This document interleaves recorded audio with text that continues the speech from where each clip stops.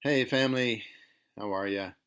I hope you're doing well, that you're safe, that you're healthy, that you're connected, staying connected to God, staying connected to one another despite the obstacles presented during this very difficult and unprecedented time.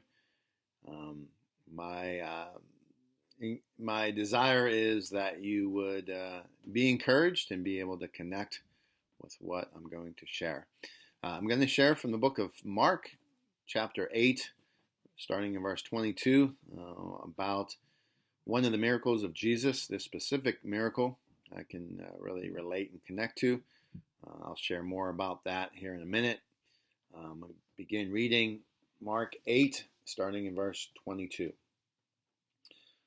Under the heading, Jesus heals a blind man at Bethsaida. They came to Bethsaida, and some people brought a blind man and begged Jesus to touch him. He took the blind man by the hand, led him outside the village. When he had spit on the man's eyes and put his hands on him, Jesus asked, "Do you see anything?" He looked up and said, "I see people.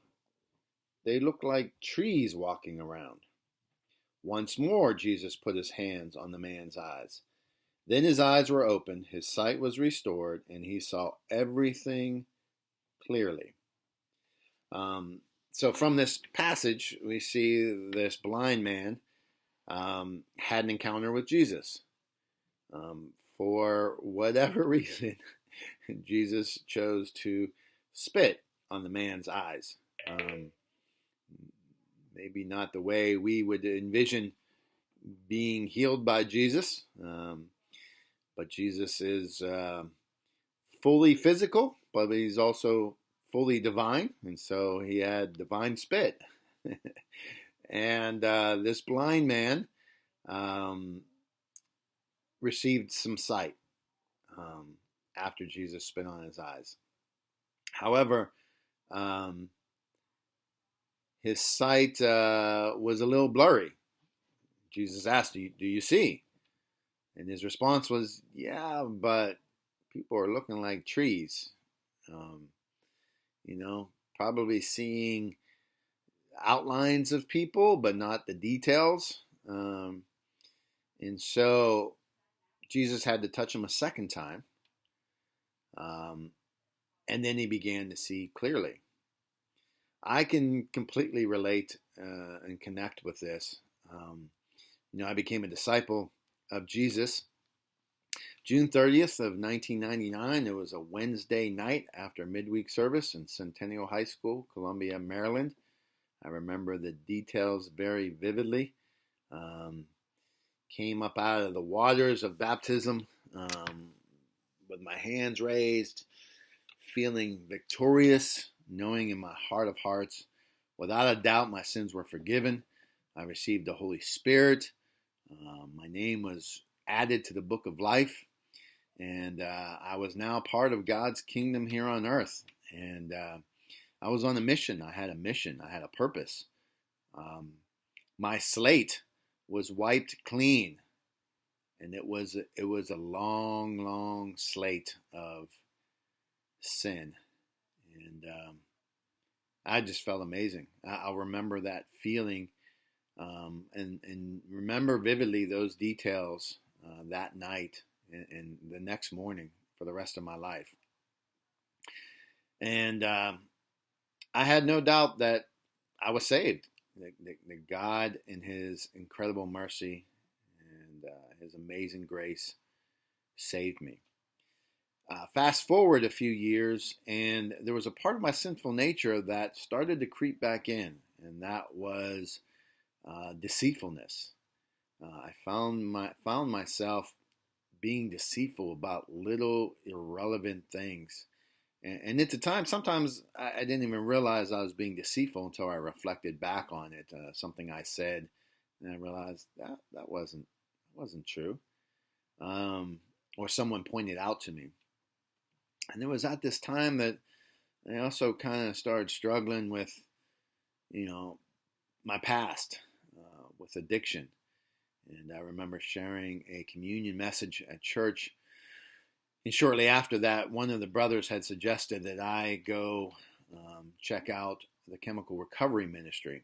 This was I was a part of the Los Angeles Church of Christ. I was living in Long Beach at the time. And I thought, well, why would I go to chemical recovery ministry? I've been clean for 2 or 3 years at that point. And he had strongly advised me to go. So to appease this brother, I went. And that very first meeting, I was blown away. I was cut to the heart. I was convicted. And I was convinced I need to be here. And I went through this journaling process, which was one of the hardest things I have ever had to do. I wanted to quit several times. Luckily, I had some support and some brothers that wouldn't let me quit.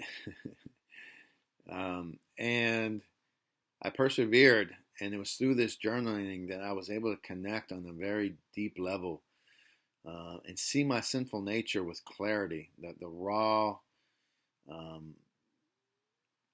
unfiltered, sinful nature. And it did something that was pretty amazing. It helped me also see my desperate need to cling on and to hold unswervingly to God. And it revolutionized my walk with God. I believe most of us need a second, sometimes third touch from Jesus. What is it in your life that you need a second touch from Jesus? A healing, maybe a deep wound, maybe a resentment. Maybe you need to forgive, to let go. Maybe it's a healing touch. Maybe it's mental health issue. It could be a variety of things, but sometimes we need a second touch to see things more clearly, to see things the way God sees things. My prayer is that you seek after, and receive your second touch. Again, I hope and pray that you are safe, that you are healthy, that you are connected with God and connected with one another. I love you. Peace.